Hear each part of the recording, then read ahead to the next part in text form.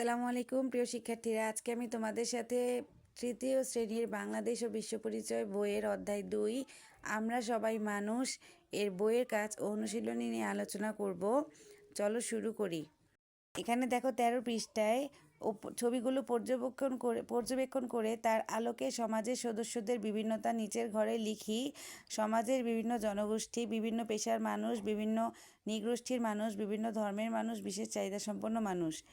বিভিন্ন পেশার মানুষের মধ্যে রয়েছে কৃষক, শ্রমিক, জেলে, শিক্ষক, কামার, কুমার, ডাক্তার, রিক্সাচালক, পরিচ্ছন্ন কর্মী এবং বিভিন্ন ক্ষুদ্র নৃগোষ্ঠীর মানুষের মধ্যে রয়েছে সাঁওতাল, গারো, মারমা, চাকমা। বিভিন্ন ধর্মের মানুষের মধ্যে রয়েছে মুসলমান, হিন্দু, বৌদ্ধ, খ্রিস্টান।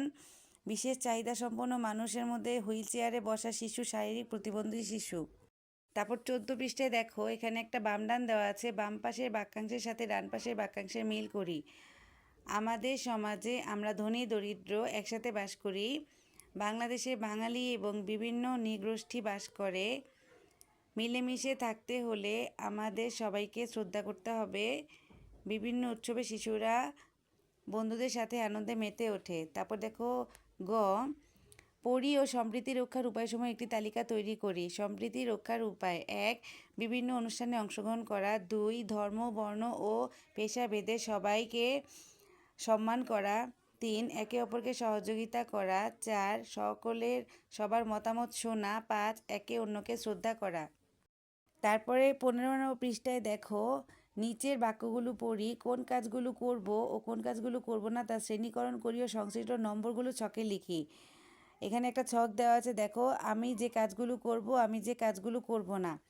1 নংয়ে আছে, ইহান একজন বয়স্ক লোককে রাস্তা পার হতে সহায়তা করছে।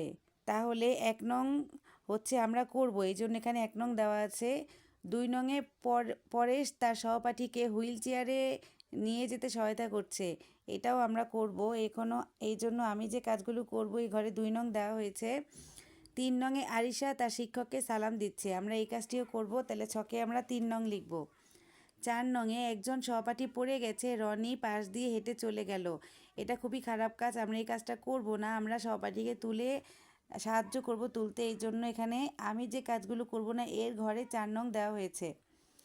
5 নং, মেহেদি, বিদিশা, সুবল, কেয়া মিলে বন্ধু পুলক চাকমার জন্মদিন উদযাপন করছে, আমরা সবাই এই কাজটি করব।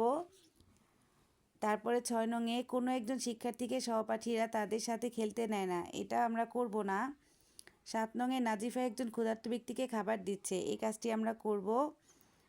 8 নংয়ে অনেক সময় কেউ সহপাঠীদের ব্যঙ্গ করে, এই কাজটি আমরা করব না। তারপরে 17 পৃষ্ঠায় পূর্বের পৃষ্ঠার ছবিগুলো পর্যবেক্ষণ করি। কোনো কাজ ছেলেরা ও কোন কাজ মেয়েরা করবে তার নিচে ছকে লিখি। এই যে দেখো 16 পৃষ্ঠায় ছবি দেওয়া আছে, এই ছবিতে ছেলে ও মেয়েদের কিছু কাজ দেখাচ্ছে। এবার ছেলেরা কি করছে, ছেলেরা গরুকে খাবার দেওয়া, পড়াশোনা করা, থালা বাসন ধোয়া, বাগানে গাছ লাগানো, এই কাজগুলো করছে।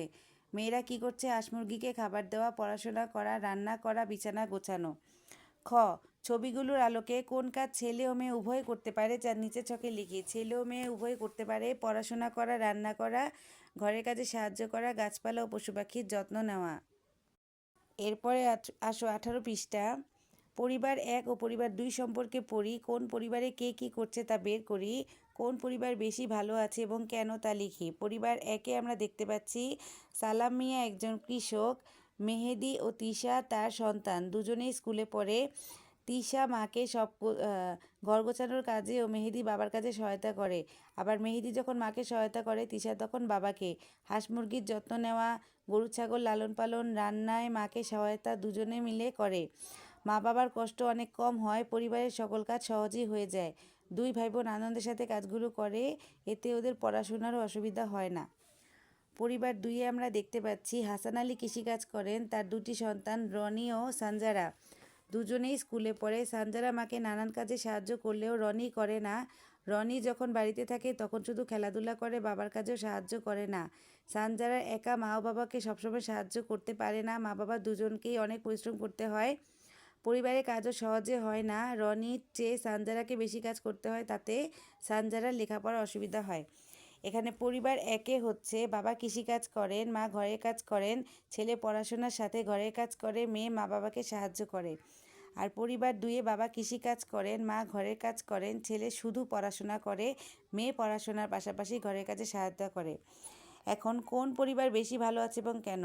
পরিবার এক বেশি ভালো আছে কারণ ছেলে ও মেয়ে দুজনেই ঘরের কাজে সাহায্য করে। এতে পরিবারের ভালোবাসা, সহযোগিতা ও সুখ বেশি থাকে। এরপরে 19 পৃষ্ঠায় দেখো, নিচের কথাগুলো পড়ি। যে কথাগুলো সঠিক তার পাশে টিক চিহ্ন, ও যে কথাগুলো সঠিক নয় তার পাশে ক্রস চিহ্ন দিই এবং এগুলোর মধ্যে আমি কোনগুলো করব তা লিখি।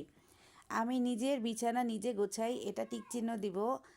আমার বাবা ও মায়ের কাছে সাহায্য করি, এটা টিক চিহ্ন দিব। আমি বল খেলতে চাইলে অন্যরা বলে ওটা ছেলেদের খেলা, এটা ক্রস চিহ্ন দিব।